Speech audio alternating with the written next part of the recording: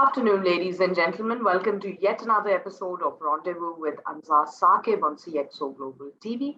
CxO Global Forum is a knowledge sharing platform, but it's now no longer just a knowledge platform, but a league of extraordinary thought leaders globally.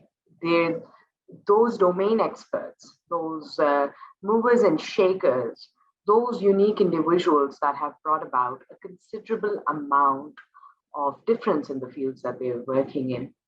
They're now impacting policy and giving recommendations. So today as well, we've got a very special gentleman with us. We've spoken to him earlier as well. He's made some fabulous contributions to the knowledge economy. And today we're going to be in conversation with the GMIT of Yunus Textiles, Mr. Sadiqain Khoja. Sir, welcome to the show. Just a bit of a technical issue there. We know that Pakistan by and large has been affected by monsoon rains and it has inundated a lot of the infrastructure. So unfortunate, but the show must go on. So we have Mr. Sadiqain Khoja back with us, and sir, if you can start telling us about your personal and professional journey so far, just the highlights.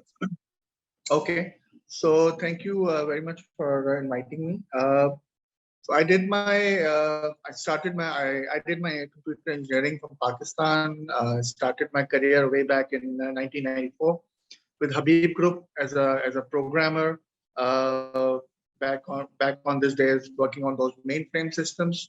Worked there for a year, and then I got the opportunity to work for IBM Pakistan as a systems engineer. So I think that gave me the opportunity to work with different IBM clients in Karachi and other places.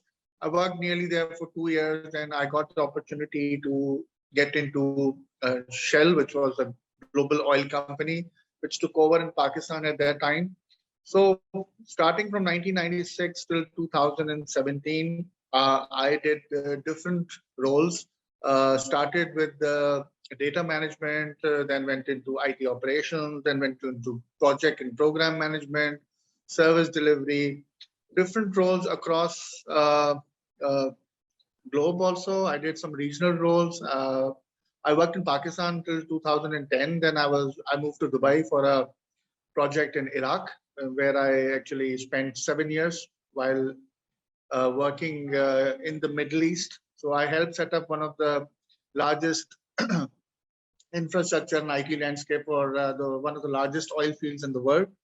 And after first commercial production, oil price went down. So I came back to Pakistan, and then that is the time when I left Shell in 2017. After that, I went for a short stint into banking with UBL, but didn't really enjoy working for a bank.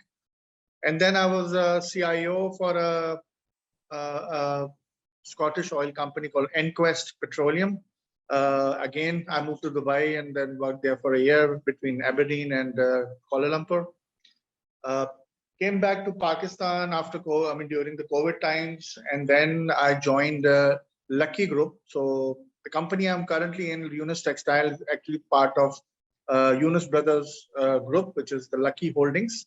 So I'm working since 2020 as general manager of IT, and my basically the reason of getting me hired is to do the digital transformation of this very large textile, which is we're currently number 4 in terms of textile exports, overall exports in Pakistan. Yes, absolutely. And, it's a household name, one of the largest brands that Pakistan has. And, I'm sure heading IT for such a large company must come with its set of challenges and opportunities as well. So if you can please walk us through your day-to-day routine as the GMIT of Yunus Textile.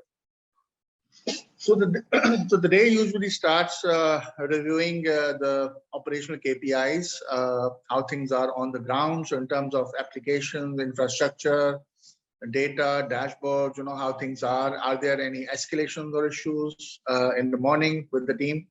After that, I'm currently running a SAP project for Yunus Textile with Abacus Consulting. So a lot of time starts from say around 11:30 to 12 onwards. I get into project meetings with different functional leads and also the implementation partner. We review different milestones, how things are progressing, issues, and uh, and and that's pretty much I have. So it's mainly currently, if you ask me now, it's mainly operations and IT projects which I'm currently driving, which are part of the digital transformation in Yunus Textile. You are being very humble about it. It may sound easy, but I'm sure it's very, very complex. But here's the thing, since you have a lot of exposure and experience, not just within Pakistan, but internationally as well, what are That's the correct. what are the three things that businesses need to be mindful of, top of mind, while opting for digital transformation? So I think there are a number of things which we need to consider in terms of opting for digital transformation. So I think the first and the biggest one is the commitment from the leadership. So that is the most important thing. The leaders, they have need to understand and realize that they need to commit to this, and not just them, but actually all the team around them has to get into it. So commitment from the leadership is number one. Number one.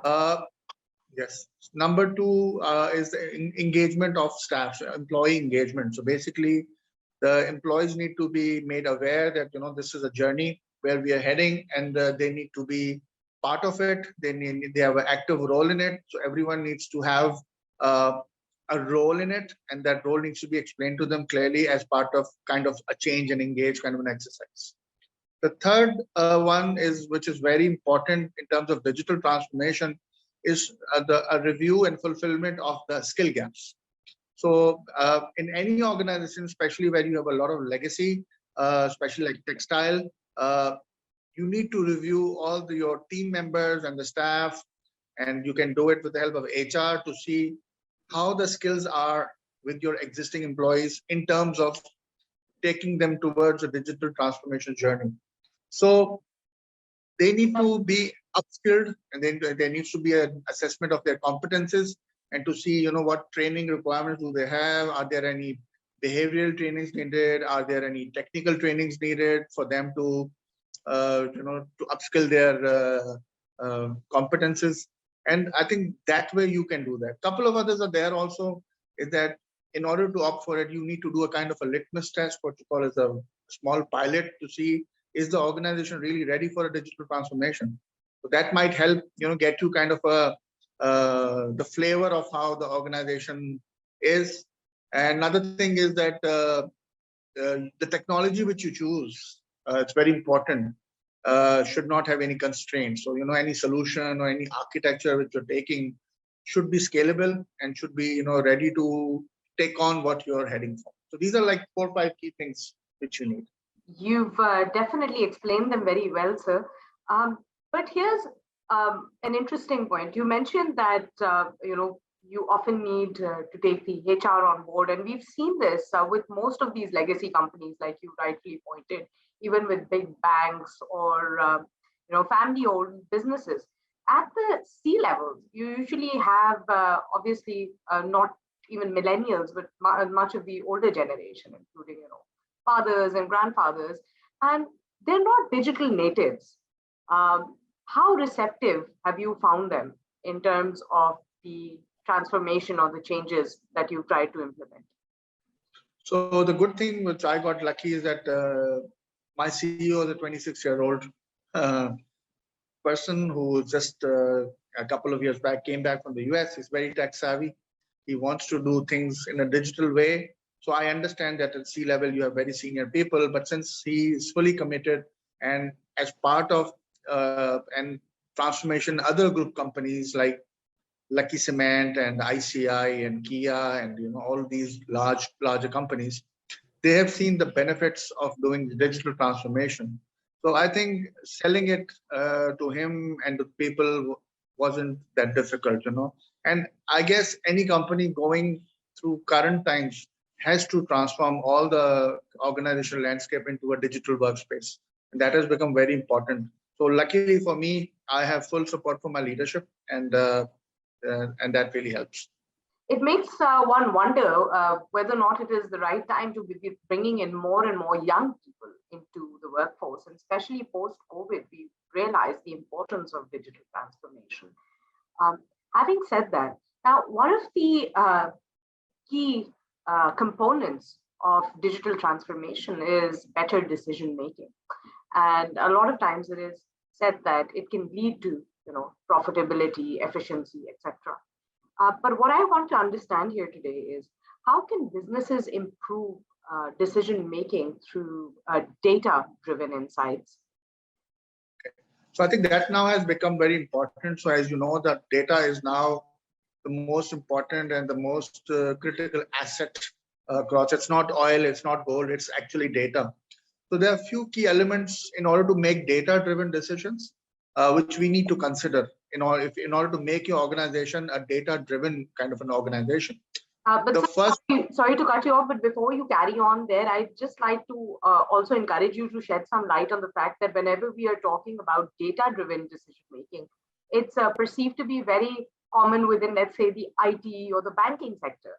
But what benefit can an organization that's perhaps working in textiles gain? So I think data, exactly. So data is now the backbone of anything. So let me give you an example. If you have a data warehouse which is holding sales information for, say, a customer called Walmart or Target, which are very large US clients, and if you can actually check their buying pattern from us, and you see that if there's specific product which they prefer over a period of time or during a season and all that, it becomes very easy for the organization to pre-order or prepare these things in advance. So whenever the order comes, the delivery is faster. So textile also has a very big benefit of using data-driven, and that's something which has not been done in textile. Something a lot of organizations are moving towards it. But this is something which I have in my mind, and I think that's becoming very, very important across all industries. So some of the factors which you need to consider to get you there is that you need to make sure few things which will help you to convert your organization into a data-driven organization. The first thing is that your data has to be accessible. Whenever you need it, the data is accessible, it's available. The second thing is the data should be appealing. It should be in proper portals, and you have tools like that which you can present it. But usually data is quite dry. People see it and they become very bored. So there are specific tools, and there are quite a number of repositories available where you can actually analyze this data and put that. And another thing is that usually what I've seen in textile, other places, when you need the data, it's not available.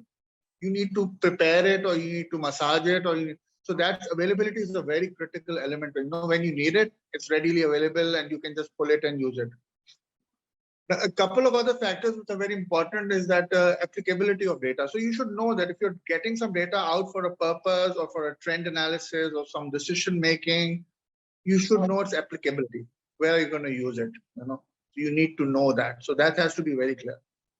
Another thing is that the data now, because the data is needed to make decisions. Data has to be agile. If it's changing, then you should have a grip of this data, that if it's changing, if it's showing you a pattern, if it's showing you a kind of a behavior, you should be able to track it and basically make a quick judgment call. So these are like 4 or 5 key things which are needed in order for you to become a data-driven organization. Absolutely. But like you shared the importance of on data, that also obviously then the question arises that for these large companies, their data it's very important to keep it secure. So has that ever become a challenge, and what sort of risks or threats do organizations expose themselves to when opting for such insights? So I think you need to decide on the right platforms to get this data secure. So now there are a number of tools available. You can actually have it on premises or on cloud, depending on how your strategy looks like these days. Looking at the situations of Ukraine and Russia and all that, a lot of people are skeptical of putting things on cloud because what happened afterwards to the companies. A lot of them went bankrupt. So I think you need to make the right decision, put your data in a very secure environment. So, and should assign specific roles to the people in your organization, who has access to which data and what is the usage of that. And another thing is that proper change management controls over these data, who can do what is also very important. So these are So, some of the controls we need to build. right. So are server rooms going to become a concept of the past, or will we still see those huge server rooms within companies and corporations?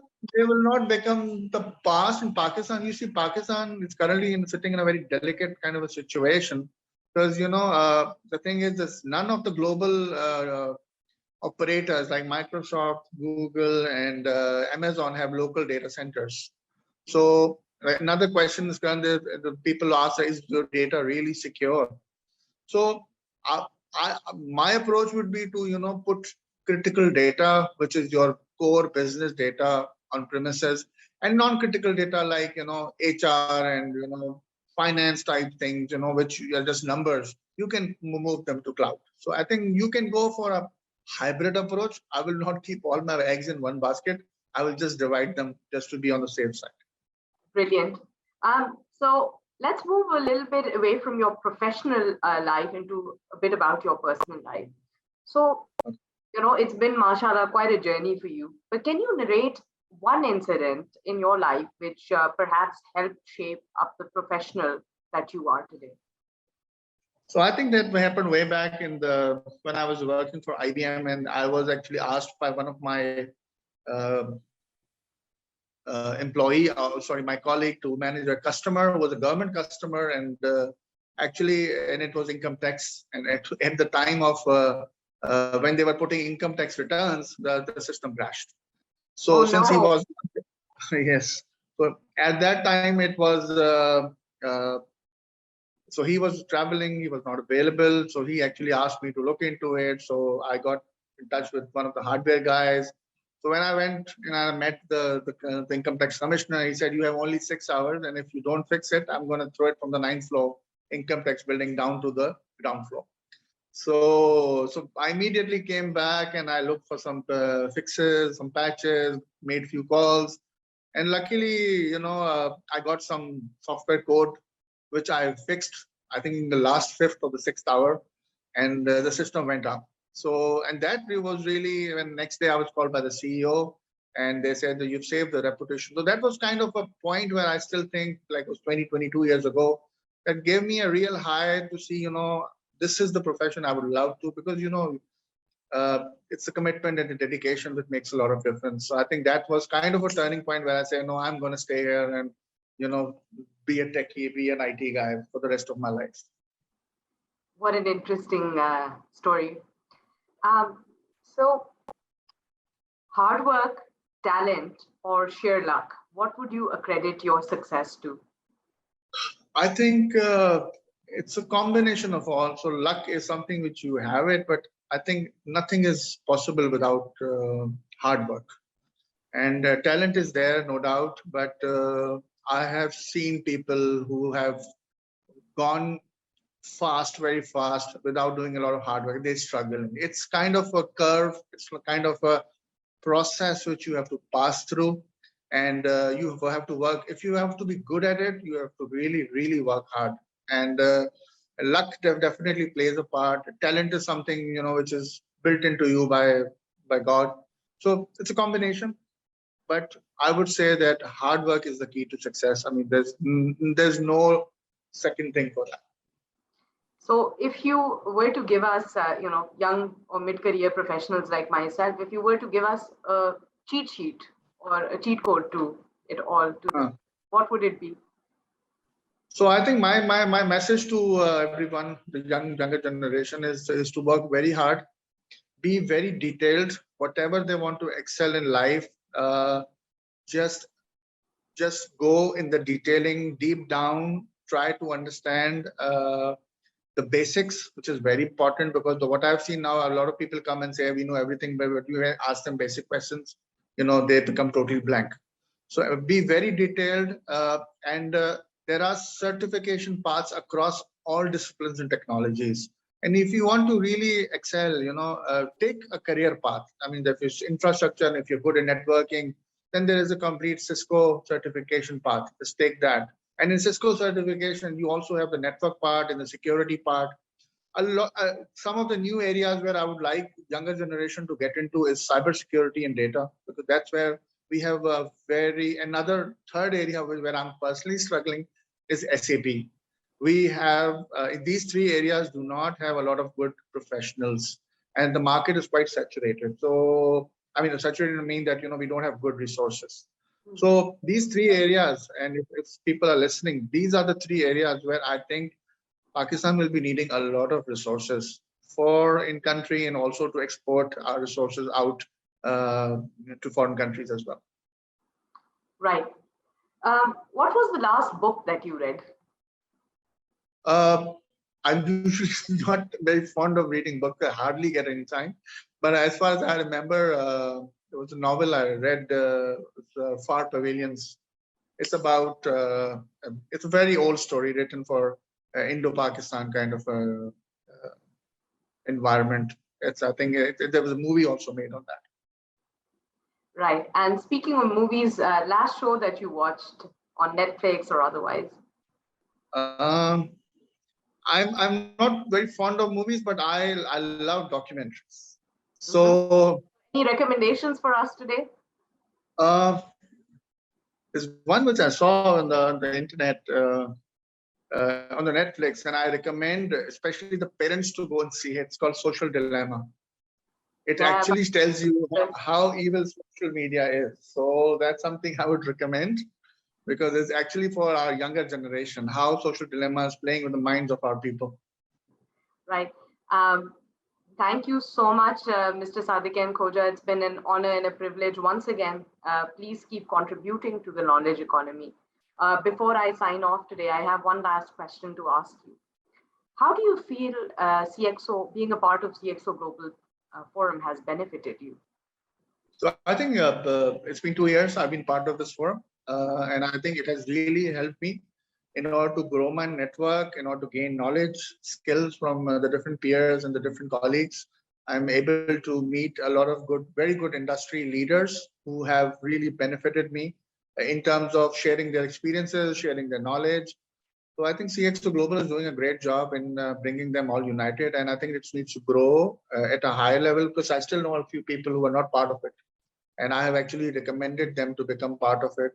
And this can be actually expanded out of Pakistan also to bring more professionals for knowledge sharing and skill building. Right. So you'd be happy to know that we already have a lot of individuals from around the world that are part of the network now. And definitely building up on what Mr. Sadiqain Khoja said, if you're not a part of CxO Global Forum yet, we would highly recommend that you sign up today, because I've been saying this on my shows earlier as well. Your network defines your net worth. And that is something for all of you to ponder over. Thank you so much, ladies and gentlemen, for watching today. Please keep us updated with your comments and feedback. Up until next time, we'll see you. Thank you so much, Anza, for inviting. Thank you. Thank you. Bye-bye.